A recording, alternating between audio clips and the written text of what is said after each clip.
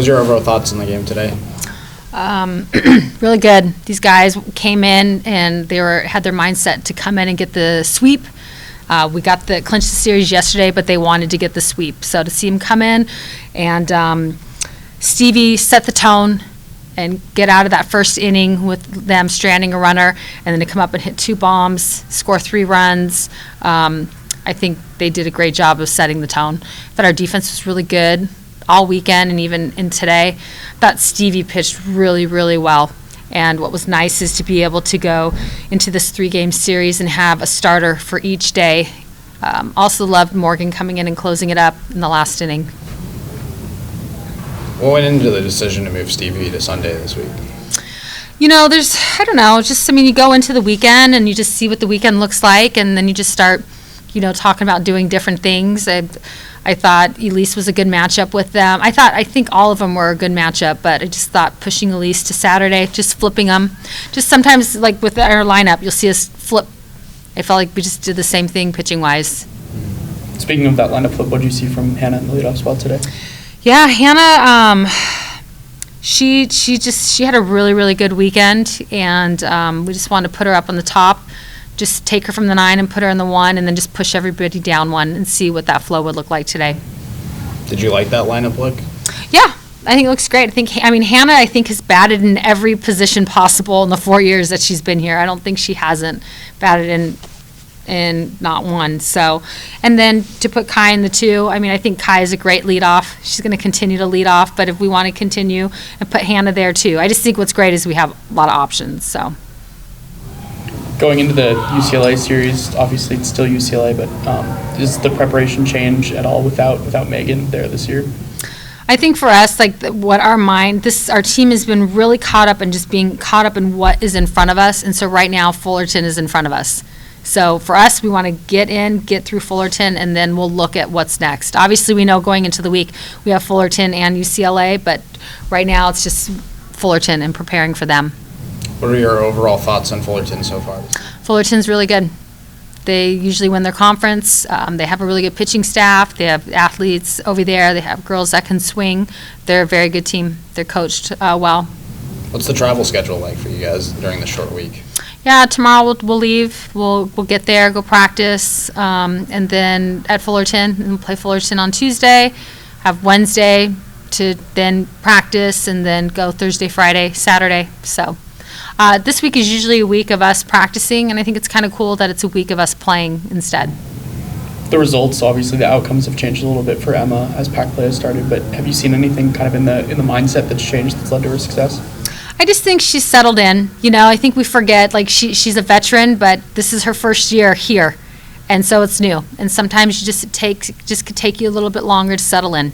That's all. And I think she just needed to settle in. I think everybody's really getting to see what she's all about at the plate. Love watching. That was big. We needed that extra run. That was really big. And for her to go oppo and hit a line drive to left, I thought was pretty clutch for her. So, but I think everybody's just starting to see what she can do at the plate. I think she's a hitting machine. She just sometimes just takes a little bit, and that's okay. Not to be a Debbie Downer, but just a question, because you guys have had a really successful weekend, but there were also some opportunities that were left on the bases, literally, getting to third and not scoring runners is something that I know you're wanting to address and fix. How do you guys do that, those little tiny mistakes that may cost you in the bigger games? To me, I think every game is a big game regardless of who we're playing. There's times where things are going to go our way and times that they're not. To me, what I'm more concerned about is how we handle those situations. Things go our way, it's easy to celebrate and continue on, but what I want to see is if we don't get something, does that linger, or are we able to get rid of that and get back to where we're at and what's in front of us? And that's what I saw this weekend, is that we were able to get back, reset to where, what's in front of us. And I think that's the most important thing that we can do. What did you see from a full weekend of Katie now at third, defensively specifically? Yeah, I think she is very good defensively. She's got a strong arm. I think she's got good range. I loved what she did at third today. I thought she had some tough plays that she had to make all weekend. How do you think she's handled herself as a regular starter now? Because it seems like you've gone to her several times over the last couple of series. Mm-hmm. I think she's handled herself very well. I don't think anybody would look at her and think, oh, she's just a freshman. You know, I think she's an athlete. I think she's a competitor. I don't think she's fearful of the moment. I just think the more reps, you know, you get defensively, offensively, makes a difference. Has Taya helped her at all, just kind of in like a mentorship role?